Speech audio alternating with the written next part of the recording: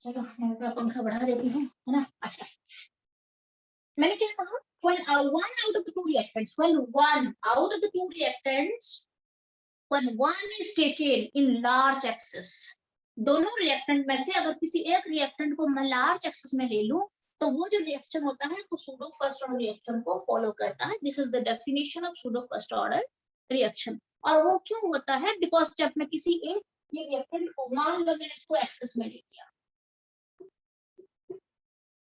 ठीक है, so on the passage of time क्या हो जाएगा, ये दोनों तो घटेंगे। इसको लिमिटेड लिया है, इसको एक्सेस में लिया है, on the passage of time ये दोनों घटेंगे। बट इसका घटना मुझे दिखेगा नहीं क्योंकि ये बहुत एक्सेस में है। थोड़ा थोड़ा अगर घटेगा भी तो उतना ज्यादा मायने नहीं रखता है। ये लिमिटेड लिया है, अगर ये घटेगा तो एनी टाइम खत्म भी हो सकता है, रिएक्शन को पूरा वो गाइड करेगा।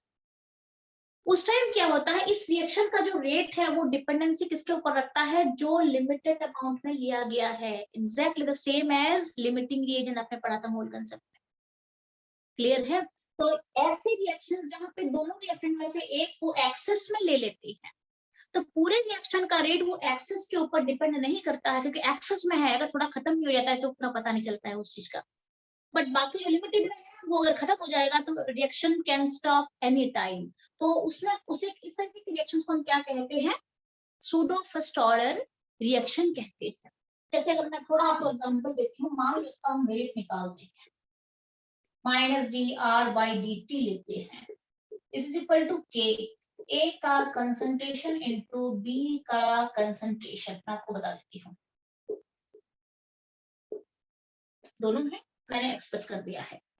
अब बी का कंसंट्रेशन जो है वो तो कांस्टेंट रहेगा। क्यों कांस्टेंट रहेगा, क्योंकि एक्सेस में है। आप 1000 मोल का ले लो, इसको 1000 मोल बना दो। 1000 मोल में से मान लो 1 मोल घट भी जाता है, रिएक्शन के चलते चलते 1 मोल घट भी जाता है तो बचेगा 999 मोल बचेगा। लगभग तो कांस्टेंट है। 1000 मोल और 999 मोल में क्या डिफरेंस है, ज्यादा डिफरेंस नहीं है, तो हम उसे कांस्टेंट मान सकते हैं। फिर थोड़ा सा घटेगा, फिर और 1 मोल घट जाएगा। पहले 1000 मोल मैंने ले लिया है इसको, एक्सेस वाले को। 1 मोल मान लो 0.5, मान लो 1 मोल घट भी जाता है, कितना बचेगा, 999 मोल बचेगा। फिर रिएक्शन कैरी आउट हो रहा है, फिर 1 मोल घट गया, कितना बचेगा, 998 मोल बचेगा। फिर रिएक्शन चल रहा है, कितना बचेगा, 997 मोल बचेगा। कितना डिफरेंस है दोनों में, बहुत कम डिफरेंस है दोनों में। दैट मींस इसका कंसंट्रेशन कांस्टेंट की तरफ मान लो आप, इसके कंसंट्रेशन जो है लगभग देख रहे हो ये कांस्टेंट है ना, लगभग कितना घट रहा है, लगभग सेम है, तो हम इसको कांस्टेंट मान सकते हैं। और जब हम इसको कांस्टेंट मान लेते हैं कंसंट्रेशन को, तो constant into constant is also a constant, तो ये भी कांस्टेंट हो चुका है अभी बिकॉज़ एक्सेस में है। अब ये तो कांस्टेंट पहले से है, and constant multiplied constant is equal to another constant k dash. So अब मेरा जो रिएक्शन है वो डिपेंडेंसी रखेगा खाली एक के साथ। सो this is my pseudo first order reaction. अभी अलाउ कर रही हूँ रिदिम।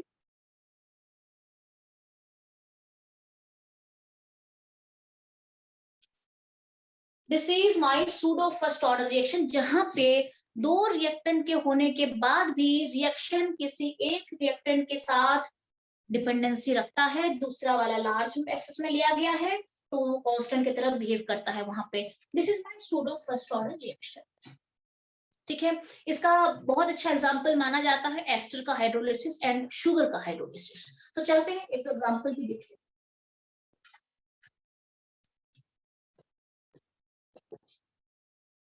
ठीक है, अब हम चलते हैं एस्टर।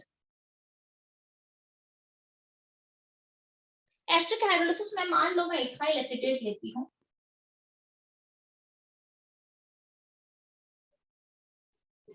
इथाइल एसीटेट लेती हूँ और इसका मैं क्या करती हूँ, हाइड्रोलिसिस करती हूँ। कहाँ पे, एसिडिक मीडियम में। तो क्या देता है, hydrolysis of ester will give me acid and alcohol. क्या देगा मुझे, ये एसिड एंड अल्कोहल दे देगा। एस्टर का आपका जो एसिडिक हाइड्रोलिसिस अगर मैं करूंगी तो मैं मुझे क्या मिलता है, एक एसिड और एक अल्कोहल मिलेगा। तो ये मुझे दे रहा है CH3COOH है प्लस C2H5OH है। इस चैप्टर के बाद हम सीधे ऑर्गेनिक में चलेंगे, ठीक है, ओके। अच्छा, तो ये है दिस प्लस दिस, अब यहाँ पे मैंने करा क्या है, दिस इज हाइड्रोलिसिस। आपको पूछा जाता है सूडो फर्स्ट ऑर्डर का एग्जांपल दो, हाइड्रोलिसिस ऑफ एस्टर। आपको पूछा जाएगा सूडो फर्स्ट ऑर्डर का दो एग्जांपल दो या एक एग्जांपल दो। तो एक तो है हाइड्रोलिसिस ऑफ एस्टर, जहाँ पे ये this plus this will give me this. अच्छा, इसको मैंने एक्सेस में लिया। एक्सेस का मतलब है यहाँ पे मैंने कितना लिया है, आपको मान लो मैं आपको देखती हूँ यहाँ पे जो एनसीईआरटी में है उस तरीके से चलते हैं, आपको भी कंफर्टेबल होगा जब आप एनसीईआरटी पढ़ोगे। बाकी एग्जांपल तो यहाँ पे आपको मैंने ऑलरेडी बता दिया है कि बस दोनों के बीच में लार्ज डिफरेंस होने चाहिए। ठीक है, for example this is my 0.1 मोल, ठीक है, एंड दिस इज माय 100 मोल। मान लो this is my 100 mole,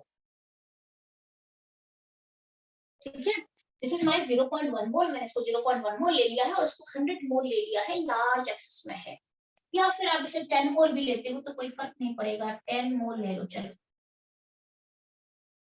this is 0.1 mole and this is my 10 मोल। ये बहुत ज्यादा एक्सेस में मैंने ले लिया है। अब इनिशियल लेवल पे चेक करो, ये इनिशियल है, ये 0 0 रहेगा। और उसके बाद बिकॉज ये कम अमाउंट में है, ये जल्दी से कंज्यूम हो जाएगा पूरा। और जब कंज्यूम हो जाएगा तो ये पूरे जो है ये कन्वर्ट हो जाएगा इन दोनों में। तो ये कितना बनेगा, 0.1 बनेगा, ये 0.1 बनेगा। अब इसका क्या है, ये कितना खत्म होगा, इसका 1 मोल है तो ये पूरा 0 रह जाएगा। अब इसका कितना चेंज हो जाएगा, 10 माइनस 0.1, 10 माइनस 0.1, दिस इज 9.9 मोल। ठीक है, 10 मोल था 9.9 मोल हो गया। बस ज्यादा डिफरेंस तो है नहीं, ज्यादा डिफरेंस दिख भी नहीं रहा है यहाँ पे। That means this can be used as a constant value. उसके बाद कितना होगा, फिर 9.8 हो जाएगा, फिर इस तरीके से वो आगे बढ़ता बढ़ता बढ़ता बढ़ता जाएगा।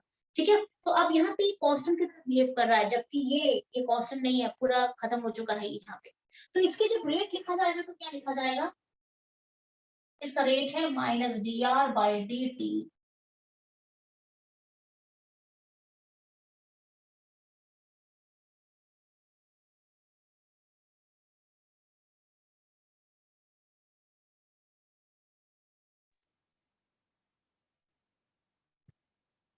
ठीक है, okay.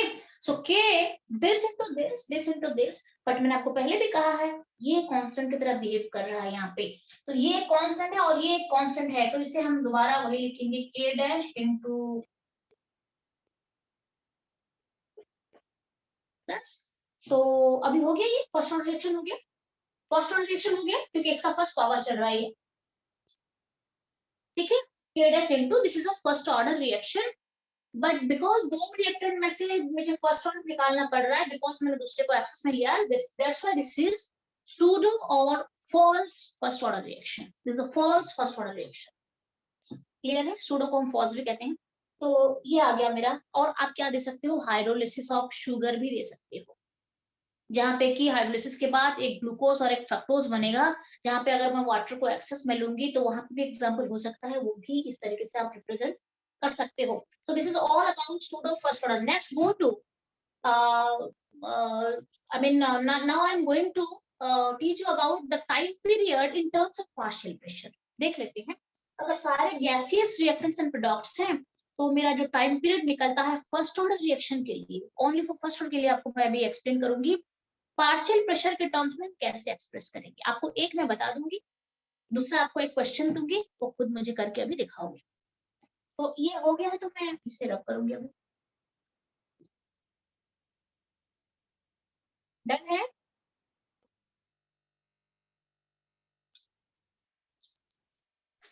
Yes ma'am. Done done है।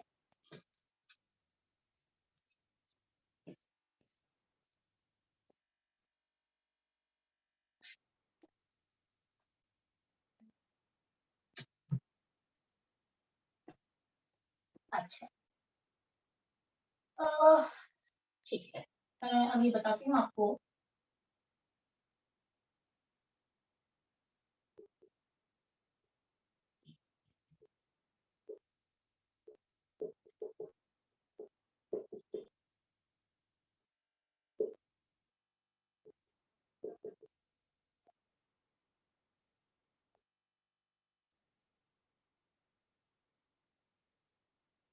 ठीक है, जस्ट मिनट, थोड़ा सा मैं इंक ले लूँ, स्टार्ट करेंगे फिर उसके बाद।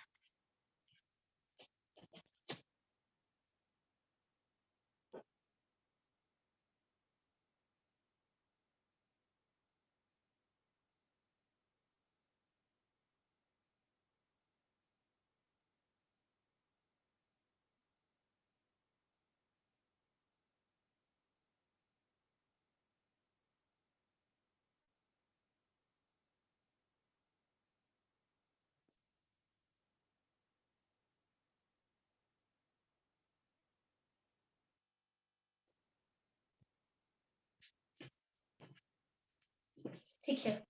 सो time period of first order reaction in terms of partial pressure, हम देखते हैं कैसा होगा, किस तरीके से हम लेते हैं। जब आप कोई भी रिएक्शन लिखते हैं तो अगर मान लो मेरा रिएक्टेंट मोल पर लीटर में है तो मैं क्या लिखती हूँ, for example for first order reaction R gives me product. So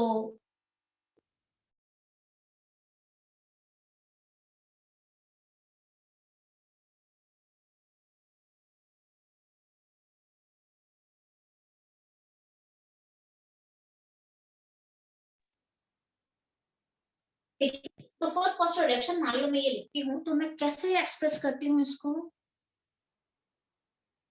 तो मैं कैसे एक्सप्रेस करती हूँ R gives product को कैसे एक्सप्रेस करा जाएगा मेरा।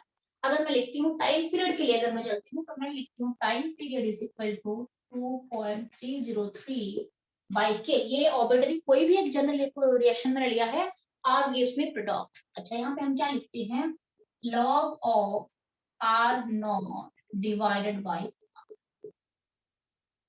ये R क्या है, this R naught is the initial amount of the reactant, ये R क्या है, this is the left amount of the reactant, this is the left और फाइनल अमाउंट। आपको ये टाइम पीरियड के बीच मान लो 10 मिनट में कितना, 10 मिनट मान लो 10 मिनट में मेरा रिएक्शन कितना, फाइनल अमाउंट कितना अपना है 10 मोल था, और उसके बाद वो आके 7 मोल पे अटक गया, मतलब 10 मिनट में वो 10 मोल से 7 मोल आ गया, तो इनिशियल 10 था बट फाइनल 7 मोल हो गया। सो आप उसे लिख सकते हो r initial by r final भी लिख सकते हो, r initial by r final भी लिख सकते हो, this is the initial reactant and this is the final reactant, मतलब लेफ्ट रिएक्टेंट है, तो आप ऐसे एक्सप्रेस करते हो। अच्छा, तो मान लो मेरे पास कोई गैसियस प्रोडक्ट, मेरे पास कोई गैसियस रिएक्शन दे रहा है, जैसे कि मान लो मुझे इस तरीके से आर गैस है और वो प्रोडक्ट गैस में दे रहा है, मेरे पास कोई गैसेस रिएक्टेंट है, प्रोडक्ट गैसेस में दे रहा है, या फिर इसके साथ आपको एक दो और भी जोड़ देंगे जो कि डिकम्पोजिशन दिखा रहा है, थर्मल डिकम्पोजिशन कहते हैं एट कांस्टेंट वॉल्यूम, क्योंकि प्रेशर के बाद जब चलती है तो मुझे कांस्टेंट वॉल्यूम रखना पड़ेगा, अदरवाइज फिर प्रेशर गड़बड़ हो सकती है, तो यहाँ पे हमेशा ये कांस्टेंट वॉल्यूम पे हो जाएगी, थोड़ा सा ध्यान रहे, कांस्टेंट वॉल्यूम पे हम इसे कहते हैं thermal decomposition under constant volume. तो इस तरीके से अगर चलेगा, मान लो ऐसे कोई रिएक्शन बनेगा तो मैं इसका टाइम पीरियड क्या लिखूंगी, T is equal to 2.303 by K log of, अब तो यहाँ पे सारे गेम प्रेशर का चलेगा, तो initial pressure by final pressure, P initial by P final. अगर गैसेस हैं और पार्शियल प्रेशर के टर्म्स में सारा मेजरमेंट कर रही हूँ, अगर मोल पर लीटर है ऐसे चलेंगे हम, अगर मोल पर लीटर पे है तो हम ऐसे चलेंगे, अगर पार्शियल प्रेशर के टर्म्स में है, एटीएम बार में दिया है, तो मैं ऐसे p i by p final करूंगी, यहाँ पे r initial by r final था, यहाँ पे p initial by p final है। अब इसके कुछ कुछ एक्सप्रेशंस होते हैं, कुछ कुछ रिएक्शंस होते हैं, तो हम ये नेट है, आपको बता देती हूँ ये नेट है, या फिर अगर ऐसे रिएक्शंस के लिए ये गिवन रहेगा, या फिर आपको किसी तरीके से इसको फाइंड आउट करना पड़ेगा, P i by P I कितना है, पी एफ कितना है, आपको वो सिखाऊंगी आज अपना आपको कि कैसे निकाला जाता है इसको। सेकंड, अगर आपको टाइम पीरियड मिला है तो आप के भी निकाल सकते हो, के इज इक्वल टू, ऐसे प्रेशर वाले गेम में अगर आप प्रेशर वाला कोई रिएक्शन लेते हो तो k is equal to 2.303 divided by t log of p initial by p final. अब बात ये तो इजीली करते हैं बच्चे, प्रॉब्लम आता है थोड़ा सा ये कैसे निकालते हैं। अब आपको मैं सीधे लेकर चलती हूँ, रिएक्शन में लेकर चलती हूँ, और फिर हम देखते हैं कि इसका एक्सप्रेशन कौन कौन सी रिएक्शन आपको मोस्टली मिलती है, कैसे निकाला जाता है। हम एक जनरल इक्वेशन में चलते हैं, ये तो एक रफ आपको आइडिया देखे हाँ ऐसे होता है ये। अब हम सीधे एक रिएक्शन में चलेंगे जहां पे A gas will give me B gas plus C gas, कैसे निकालते हैं ये मैं जल्दी से करूँ।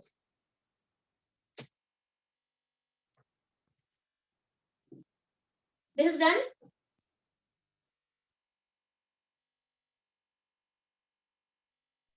Yes, ma'am. Done done, Yes, ma'am. Yes, चलते हैं क्योंकि थोड़ा सा ये खत्म करना पड़ेगा ना। अच्छा, ये मैं एक करवा रही हूँ ताकि आपको यहाँ पे क्वेश्चन नहीं करना, मैं दे रही हूँ A gas will give me B gas plus C gas. अच्छा, मुझे डाटा मिला रहेगा यहाँ पे, ठीक है, यहाँ पे डाटा जो आपको मिलेगा ये थोड़ा टेबुलर फॉर्म में आपको डाटा मिलेगा, ये टेबल यहाँ पे बना के आपको बता देती हूँ। टाइम का ये रहेगा, ये टोटल प्रेशर का रहेगा, ये टोटल प्रेशर का रहेगा। ठीक है, टाइम जब t इज इक्वल टू 0 रहेगा ना, टाइम को हम 0 लेते हैं सबसे पहले। इनिशियली टाइम 0 का मतलब मैंने इनिशियली जब चेक करा तो टोटल प्रेशर बन रहा था P इनिशियल। ठीक है, ऑब्वियस सी बात है, अगर मैं स्टार्टिंग से लूंगी तो P टोटल प्रेशर कितना बनेगा, इनिशियल P इनिशियल ही बनेगा।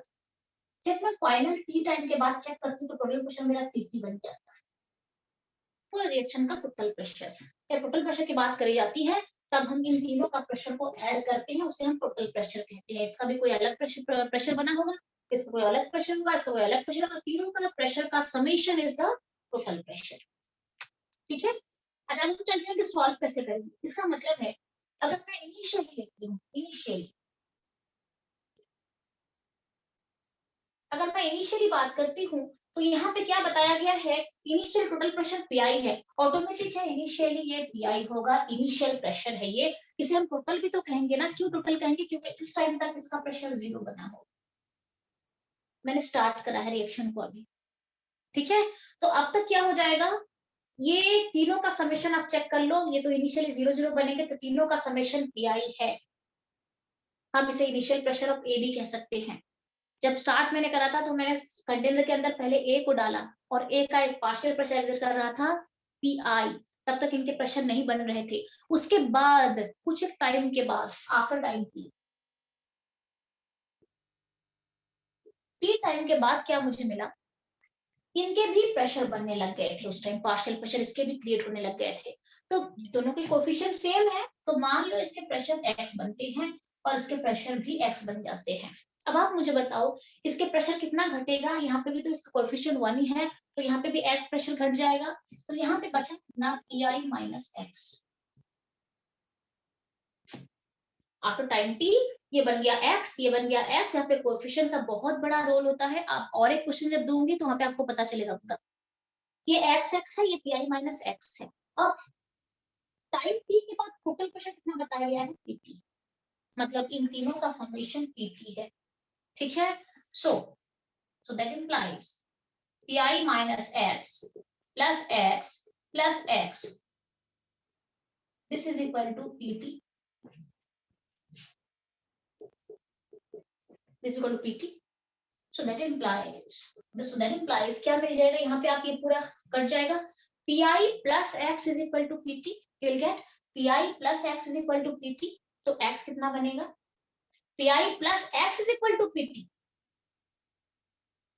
तो आप मुझे बताओ कि क्या यहाँ पे x का फॉर्मूला, x कितना बन जाएगा यहाँ पे, x को अगर मैं pt के टर्म्स में लेती हूँ तो क्या बन जाएगा मेरा x, so that implies x is equal to pt minus pi, isn't it? Check कर लो, देख लो एक बार। बाकी बच्चे तो ये पहले से कर चुके हैं, जो न्यू बच्चे हैं एक बार रिदम प्रणव ये सब चेक कर लो बार। ठीक है, ये कट पीआई माइ प्लस एक्स के बाद ये आ जाएगा this is equal to PT, so x का आ जाएगा पीटी माइनस पीआई। सबसे पहले आपको एक्स का वैल्यू निकाल देना है in terms of initial and total pressure pi and PT. ये आ गया, एक्स का वैल्यू आ गया। अब इस एक्स के वैल्यू को लेके आपको पुट कर देना है यहाँ पे, क्योंकि मुझे क्या चाहिए, मुझे इसका मैं आपको यहाँ पे बता देती हूँ। यहाँ पे जब मैं लिखूंगी, मान लो मुझे रिएक्शन मिल चुका है, अब इसके लिए मैं इसका टाइम पीरियड निकालूंगी। क्या एक्सप्रेशन देते हो टाइम पीरियड के लिए, आप यहाँ पे लिखते हैं टाइम पीरियड का एक्सप्रेशन आप देती हो 2.303 by k log of p initial by p